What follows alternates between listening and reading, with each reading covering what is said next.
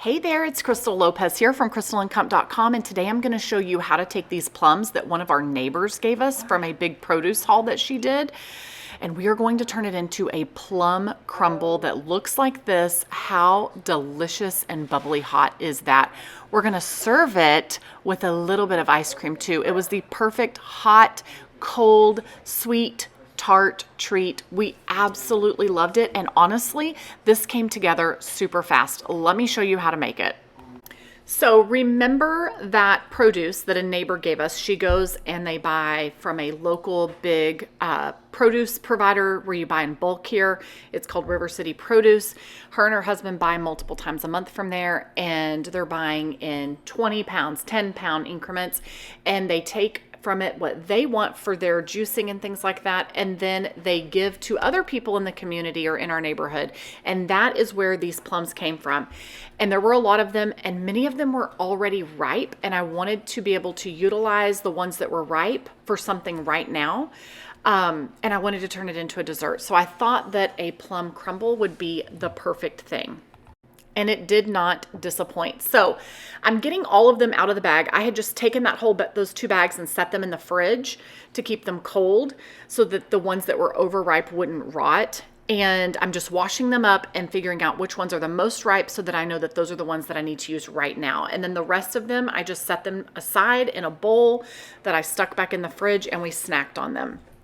So these were the most ripe, and we're just going to cut them down into slices and make sure that we don't include the pit in that. So that little stack to the right of my hand from your view are the pits that are from these plums. Now, obviously, the riper they are, more likely the more sweet they're going to be.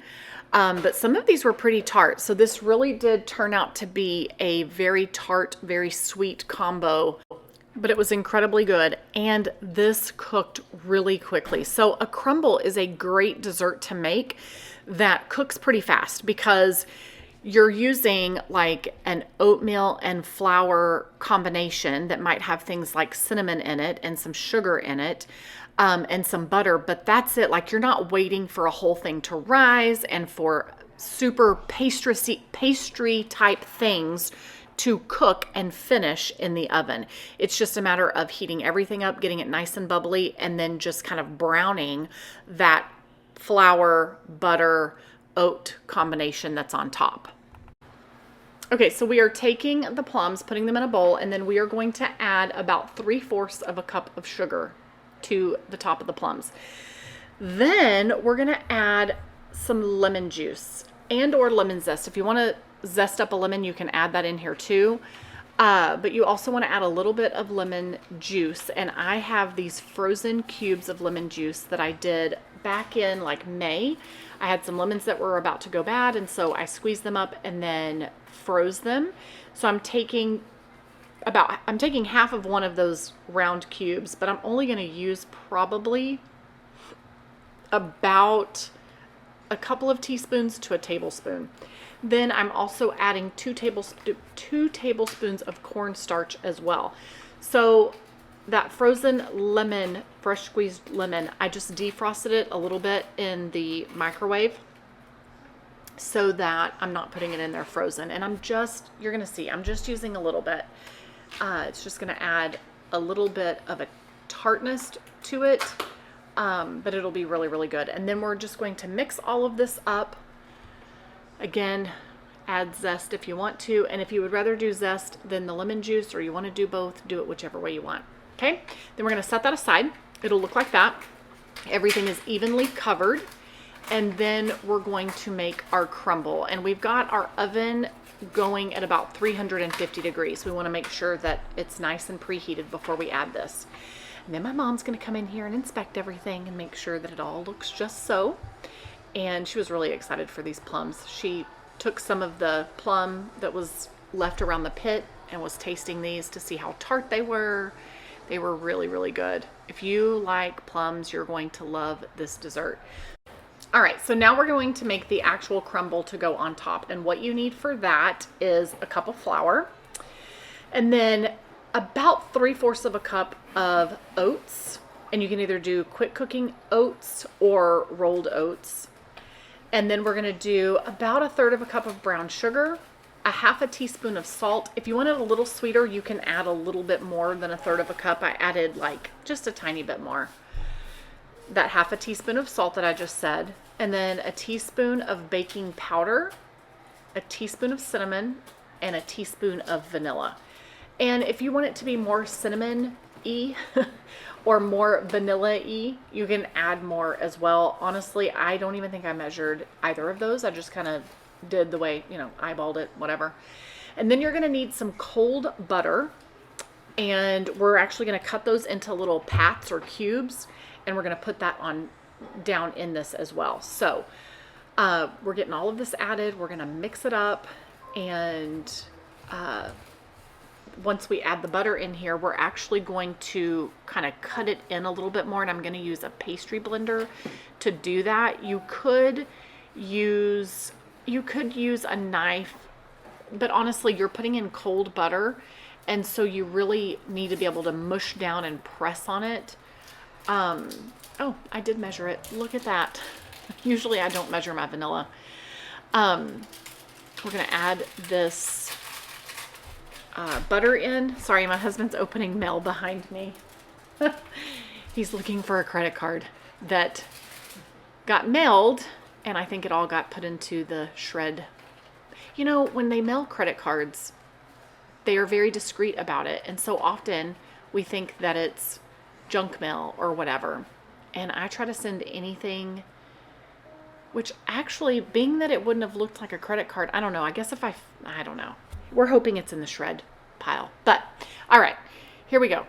We've got the pastry blender, and we're just pressing it all down. The pastry blender really is the best way to do this because that butter is hard, and we need for it to kind of break down into teeny tiny little pieces and kind of mesh in with that flour and oat. And this is the best way that I have found to do that. If you have a way that you do it that works better, let me know. Leave a comment. I would love to know. But we're just going to keep mushing it in there. And then as it gets smaller, we can kind of even mush it a little bit more with our hands.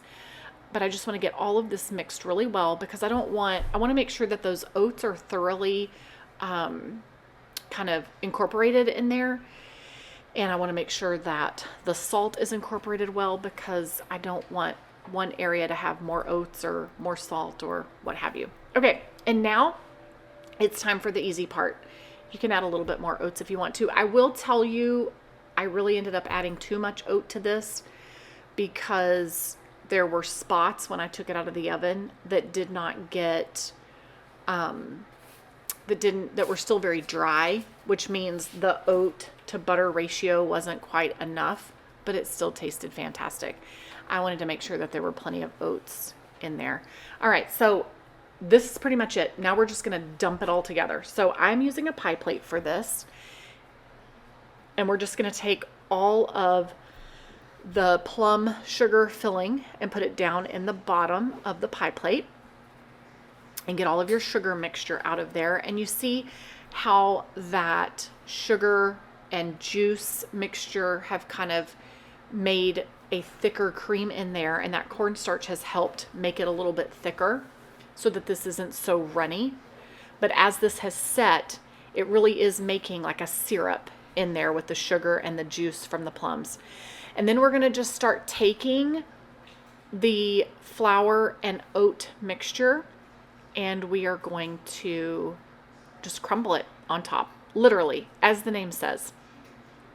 And we want to make sure that all of the plum mixture is thoroughly covered, and we just want to get it evenly distributed. Make sure we get all those little pieces of butter dropped in there because that's really going to help to moisten the crumble. All right, so I probably could have stopped there and not put the last little bit in there, but it all ended up just fine. So we're going to put that in the oven, and you want to bake it. This really does not take very long to bake at all, about 25 to 30 minutes. And look at it. Look at how bubbly and beautiful and delicious that is. It was so good. And you can kind of see the little dry spots. That's okay. Not the end of the world. And then as it set and cooled, those dry spots really stood out, but it is what it is. And now we are going to slice it up and serve it with your favorite ice cream. Vanilla really is perfect. It really goes well with the sweet and tart, and just, it complements the plum really well. And we're gonna slice it up and we're gonna put it in the bowls with the ice cream, and it's gonna be a very delicious dessert. It was so yummy. So very yummy. And then whatever is left over, just cover it once it's cooled and pop it in the fridge. Look at how easy that is and how delicious. It was great. So glad we made this. This was a great way to use up the plums.